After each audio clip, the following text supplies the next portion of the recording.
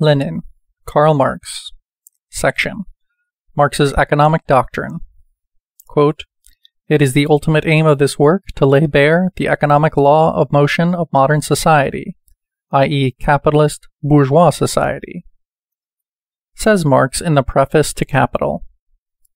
An investigation into the relations of production in a given, historically defined society, in their inception, development, and decline. Such is the content of Marx's economic doctrine. In capitalist society, the production of commodities is predominant, and Marx's analysis therefore begins with an analysis of commodity. Section. Value. A commodity is, in the first place, a thing that satisfies a human want. In the second place, it is a thing that can be exchanged for another thing. The utility of a thing is use value. Exchange value, or simply value, is first of all the ratio, the proportion, in which a certain number of use values of one kind can be exchanged for a certain number of use values of another kind. Daily experience shows us that millions upon millions of such exchanges are constantly equating with one another every kind of use value, even the most diverse and incomparable. Now, what is there in common between these various things? Things constantly equated with one another in a definite system of social relations? Their common feature is that they are products of labor. In exchanging products, people equate the most diverse kinds of labor. The production of commodities is a system of social relations in which individual producers create diverse products, the social division of labor, and in which all these products are equated with one another in the process of exchange. Consequently, what is common to all commodities is not the concrete labor of a definite branch of production, not labor of one particular kind, but abstract human labor in general. All the labor power of a given society, as represented in the sum total of all the values of all commodities, is one and the same human labor power. Thousands upon thousands of millions of acts of exchange prove this. Consequently, each particular commodity represents only a certain share of the socially necessary labor time. The magnitude of value is determined by the amount of socially necessary labor, or by the labor time that is socially necessary for the production of a given commodity, of a given use value. Quote, "Whenever, by an exchange, we equate as values or different products, by that very act we also equate, as human labor, the different kind of labor expended upon them. We are not aware of this, nevertheless we do it." End quote from Capital. As one of the earlier economists said, value is a relation between two persons. Only he should have added, a relation concealed beneath a material wrapping. We can understand what value is only when we consider it from the standpoint of the system of social relations of production, in a particular historical type of society. Moreover, of relations that manifest themselves in the mass phenomenon of exchange, a phenomenon which repeats itself thousands upon thousands of times. Quote, "As values, all commodities are only definite masses of congealed labor time." End quote. From A Contribution to the Critique of Political Economy. After making a detailed analysis of the twofold character of the labor incorporated in commodities, Marx goes on to analyze the form of value and money. Here, Marx's main task is to study the origin of the money form of value, to study the historical process of the development of exchange, beginning with individual and incidental acts of exchange, the quote, "elementary or accidental form of value," in which a given quantity of one commodity is exchanged for a given quantity of another, passing on to the universal form of value, in which a number of different commodities are exchanged for one and the same particular commodity, and ending with the money form of value, when gold becomes that particular commodity, the universal equivalent. As the highest product of the development of exchange and commodity production, money masks, conceals, the social character of all individual labor, the social link between individual producers united by the market. Marx analyzes the various functions of money in very great detail. It is important to note here in particular, as in the opening chapters of Capital in general, that what seems to be an abstract and at times purely deductive mode of exposition deals in reality with a gigantic collection of factual material on the history of the development of exchange and commodity production. Quote, "If we consider money, its existence implies a definite stage in the exchange of commodities. The particular functions of money, which it performs either as the mere equivalent of commodities or as a means of circulation, or means of payment, as hoard or as universal money, point, according to the extent and relative preponderance of the one function or the other, to very different stages in the process of social production." End quote from Capital. Section: Surplus Value. At a certain stage in the development of commodity production, money becomes transformed into capital. The formula of commodity circulation was CMC, commodity, money, commodity, i.e. the sale of one commodity for the purpose of buying another. The general formula of capital, on the contrary, is MCM, i.e. the purchase for the purpose of selling at a profit. The increase over the original value of the money that is put into the circulation is called by Marx surplus value. The fact of this, quote, growth of money in capitalist circulation is common knowledge. Indeed, it is this, quote, growth which transforms money into capital, as a special and historically determined social relation of production. Surplus value cannot arise out of commodity circulation, for the latter knows only the exchange of equivalents. Neither can it arise out of price increases, for the mutual losses and gains of buyers and sellers would equalize one another. Whereas what we have here is not an individual phenomenon, but a mass, average, and social phenomenon. To obtain surplus value, the owner of money, quote, must find in the market a commodity whose use value possesses the peculiar property of being a source of value. End quote from Capital.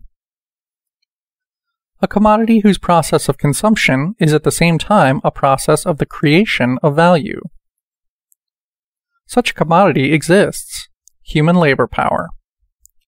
Its consumption is labor, and labor creates value. The owner of money buys labor power at its value, which, like the value of every other commodity, is determined by the socially necessary labor time requisite for its production, i.e., the cost of maintaining the worker and his family. Having bought enough labor power, the owner of money is entitled to use it, that is, to set it to work for a whole day, 12 hours, let us say. Yet in the course of 6 hours, quote, necessary labor time, the worker creates product sufficient to cover the cost of his own maintenance.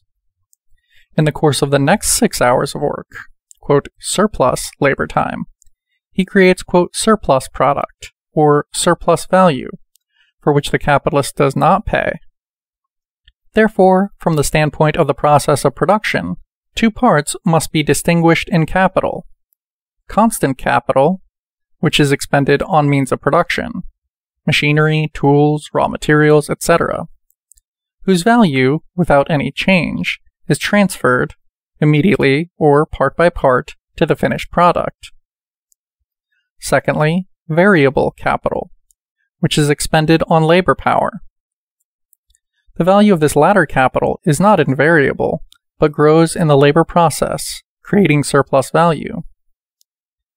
Therefore, to express the degree of capital's exploitation of labor power, surplus must be compared not with the entire capital, but with variable capital.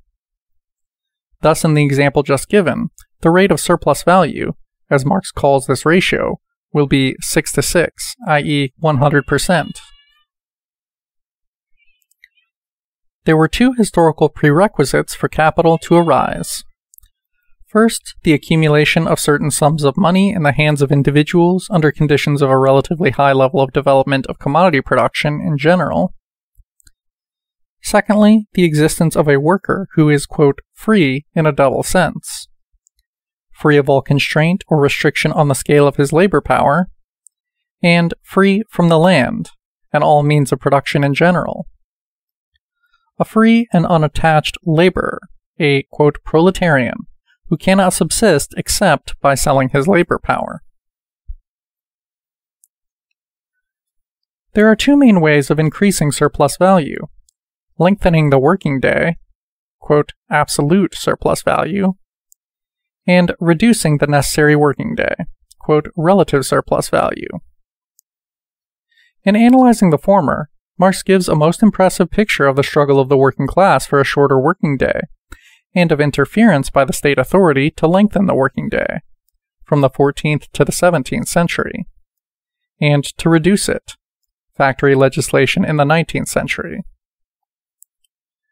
Since the appearance of Capital, the history of the working class movement in all civilized countries of the world has provided a wealth of new facts amplifying this picture. Analyzing the production of relative surplus value, Marx investigates the three fundamental historical stages in capitalism's increase of the productivity of labor. 1. Simple cooperation. 2. The division of labor and manufacture. 3. Machinery and large-scale industry. How profoundly Marx has here revealed the basic and typical features of capitalist development is shown incidentally by the fact that investigations into the handicraft industries in Russia furnish abundant material illustrating the first two of the mentioned stages. The revolutionizing effect of large-scale machine industry, as described by Marx in 1867, has revealed itself a number of, quote, new countries, Russia, Japan, etc., in the course of the half-century that has since elapsed. To continue, new and important in the highest degree is Marx's analysis of the accumulation of capital, i.e. the transformation of a part of surplus value into capital, and its use, not for satisfying the personal needs of the whims of the capitalist, but for new production.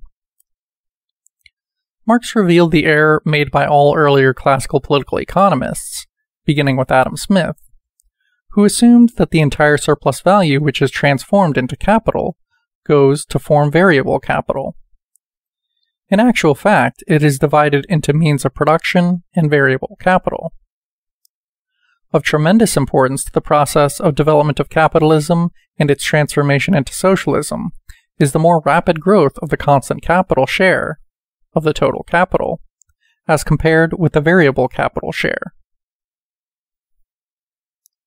By speeding up the supplanting of workers by machinery, and by creating wealth at one extreme and poverty at the other, the accumulation of capital also gives rise to what is called the reserve army of labor, to the relative surplus of workers, or capitalist overpopulation, which assumes the most diverse forms and enables capital to expand production extremely rapidly. In conjunction with credit facilities in the accumulation of capital in the form of means of production, this incidentally is the key to an understanding of the crises of overproduction, which occur periodically in capitalist countries, at an average, at first, of every 10 years, and later at more lengthy and less definite intervals. From the accumulation of capital under capitalism, we should distinguish what is known as primitive accumulation, the forcible divorcement of the worker from the means of production, the driving of the peasant off the land, the stealing of communal lands, the system of colonies and national debts, protective tariffs, and the like. Quote, primitive accumulation creates the, quote, free proletarian at one extreme, and the owner of money, the capitalist, at the other. The, quote, historical tendency of capitalist accumulation is described by Marx in the following celebrated words. Beginning of long quote. The expropriation of the immediate producers is accomplished with merciless vandalism, and under the stimulus of passions the most infamous, the most sordid, the pettiest, the most meanly odious. Self-earned private property, of the peasant and handicraftsman, that is based, so to say, on the fusing together of the isolated, independent laboring individual with the conditions of his labor, is supplanted by capitalistic private property, which rests on exploitation of the nominally free labor of others. That which is now to be expropriated is no longer the laborer working for himself, but the capitalist exploiting many laborers. This expropriation is accomplished by the action of the immanent laws of capitalistic production itself, by the centralization of capital. One capitalist always kills many. Hand in hand with this centralization, or this expropriation of many capitalists by few, develop, on an ever-extending scale, the cooperative form of the labor process, the conscious technical application of science, the methodical cultivation of the soil, the transformation of instruments of labor into instruments of labor only usable in common, the economizing of all means of production by their use as the means of production of combined, socialized labor, the entanglement of all people in the net of the world market, and with this the international character of the capitalistic regime, along with the constantly diminishing number of the magnates of capital, who usurp and monopolize all advantages of this process of transformation, grows the mass of misery, oppression, slavery, degradation, exploitation. But with this too grows the revolt of the working class, a class always increasing in numbers, and disciplined, united, organized by the very mechanism of the process of capitalist production itself. The monopoly of capital becomes a fetter upon the mode of production, which has sprung up and flourished along with and under it. Centralization of the means of production and the socialization of labor at last reach a point where they become incompatible with their capitalist integument. The integument is burst asunder. The knell of capitalist private property sound. The expropriators are expropriated. End of quote from Capital, Volume 1. Also new and important in the highest degree is the analysis Marx gives in Volume 2 of Capital of the reproduction of aggregate social capital. Here too, Marx deals not with an individual phenomenon, but with a mass phenomenon, not with a fractional part of the economy of society, but with that economy as a whole. Correcting the aforementioned error of the classical economists, Marx divides the whole of social production into two big sections. 1. Production of the means of production, and 2. Production of articles of consumption, and examines in detail, with numerical examples, the circulation of the aggregate social capital, both when reproduced in its former dimension and in the case of accumulation. Volume 3 of Capital solves the problem of how the average rate of profit is formed on the basis of the law of value. This immense stride forward made by economic science in the person of Marx consists in his having conducted an analysis, from the standpoint of mass economic phenomena, of the social economy as a whole, not from the standpoint of individual cases or of the external and superficial aspects of competition, to which vulgar political economy and the modern, quote, theory of marginal utility frequently restrict themselves. Footnote. The theory of marginal utility, an economic theory that originated in the 1870s to counteract Marx's theory of value. According to this theory, the value of commodities are estimated by their usefulness, and not the amount of social labor expended on their production. End of footnote. Marx first analyzes the origin of surplus value, and then goes on to consider its division into profit, interest, and ground rent. Profit is the ratio between surplus value and the total capital invested in an undertaking. Capital with a, quote, high organic composition, i.e., with a preponderance of constant capital over variable capital in excess of the social average, yields a rate of profit below the average. Capital with a, quote, low organic composition yields a rate of profit above the average. Competition among capitalists and their freedom to transfer their capital from one branch to another, will in both cases reduce the rate of profit to the average. The sum total of the values of all the commodities in a given society coincides with the sum total of the prices of the commodities. But in individual undertakings and branches of production, as a result of competition, commodities are sold not at their values at the prices of production, or production prices, which are equal to the capital expended plus the average profit. In this way, the well-known and indisputable fact of the divergence between prices and values, and of the equalization of profits, is fully explained by Marx on the basis of the law of value, since the sum total of values of all commodities coincides with the sum total of prices. However, the equating of social value to individual prices does not take place simply and directly, but in a very complex way. It is quite natural that in a society of separate producers of commodities, who are united only by the market, a conformity to law can only be an average, social, mass manifestation, with individual deviations in either direction mutually compensating one another. A rise in the productivity of labor implies a more rapid growth of constant capital as compared with variable capital. Inasmuch as surplus value is a function of variable capital alone, it is obvious that the rate of profit, the ratio of surplus value to the whole capital, not to its variable part alone, tends to fall. Marx makes a detailed analysis of this tendency and of a number of circumstances that conceal or counteract it. Without pausing to deal with the extremely interesting sections of Volume 3 of Capital, Volume 1 devoted to usurer's capital, commercial capital, and money capital, we must pass on to the most important section, the theory of ground rent.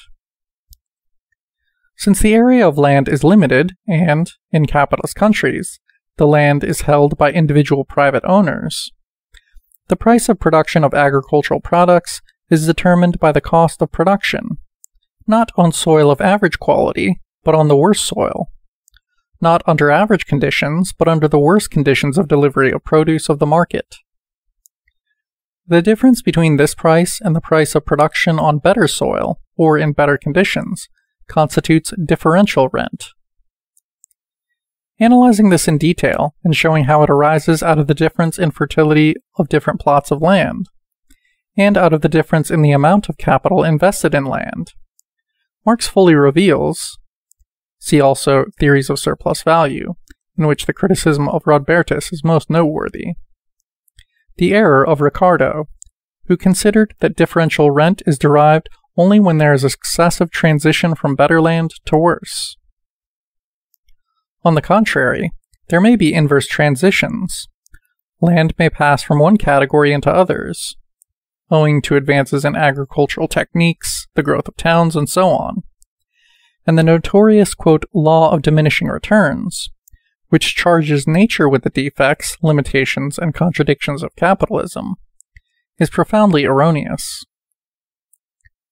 Further, the equalization of profit in all branches of industry, and the national economy in general, presupposes complete freedom of competition and the free flow of capital from one branch to another. However, the private ownership of land creates monopoly, which hinders that free flow. Because of that monopoly, the products of agriculture, where a lower organic composition of capital obtains, and consequently an individually higher rate of profit, do not enter into the quite free process of the equalization of the rate of profit. As a monopolist, the landowner can keep the price above the average, and this monopoly price gives rise to absolute rent. Differential rent cannot be done away with under capitalism, but absolute rent can, for instance, by the nationalization of the land, by making it state property. That would undermine the monopoly of private landowners, and would mean the sole consistent and full operation of freedom of competition in agriculture. That is why, as Marx points out, bourgeois radicals have again and again in the course of history advanced this progressive bourgeois demand for nationalization of the land. A demand which, however, frightens most of the bourgeoisie, because it would too closely affect another monopoly, one that is particularly important and, quote, sensitive today, the monopoly of the means of production in general.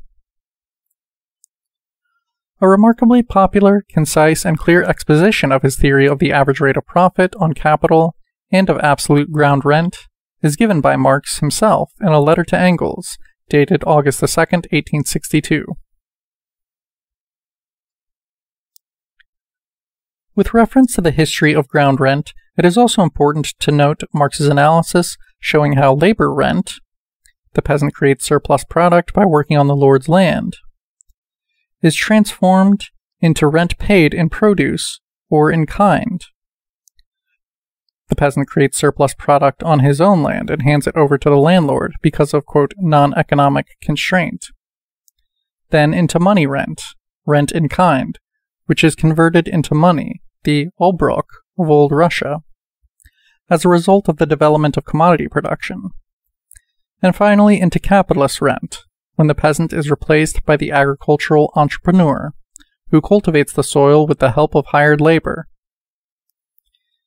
In connection with this analysis of the, quote, genesis of capitalistic ground rent, note should be taken of a number of profound ideas, of particular importance to backward countries like Russia, expressed by Marx regarding the evolution of capitalism in agriculture.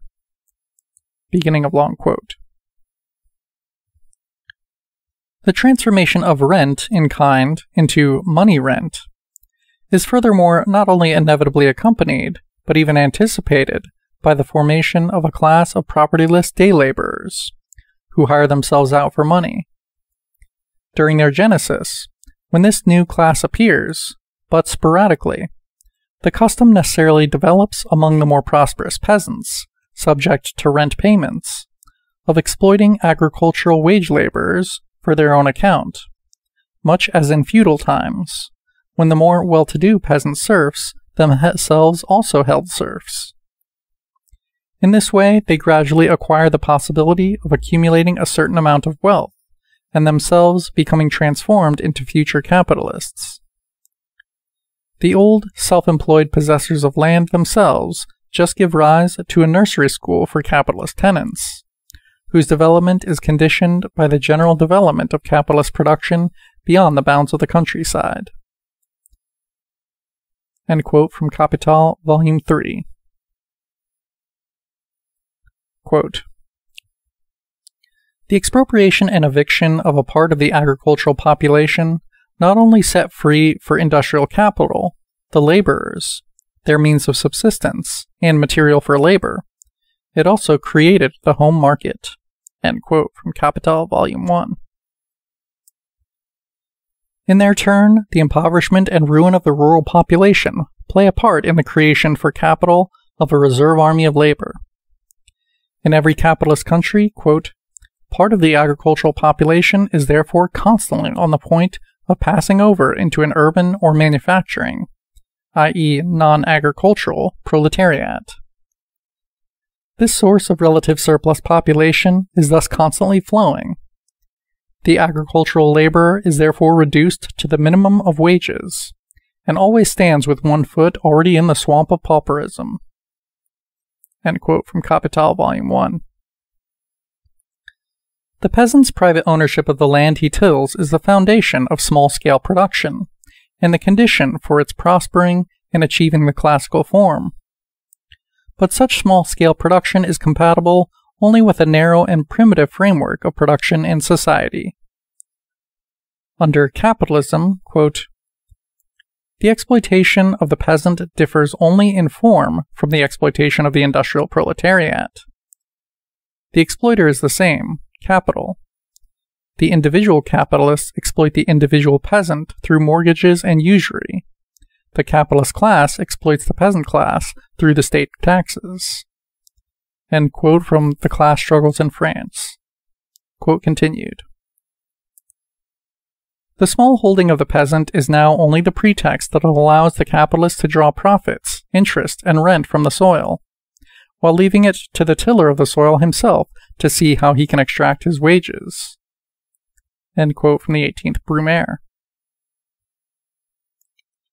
As a rule, the peasant cedes to capitalist society, i.e., to the capitalist class, even a part of the wages, sinking, quote, to the level of the Irish tenant farmer, all under the pretense of being a private proprietor. End quote from the Class Struggles in France. What is, quote, one of the reasons why grain prices are lower in countries with predominant small peasant land proprietorship than in countries with the capitalist mode of production? End quote from Capital, Volume 3.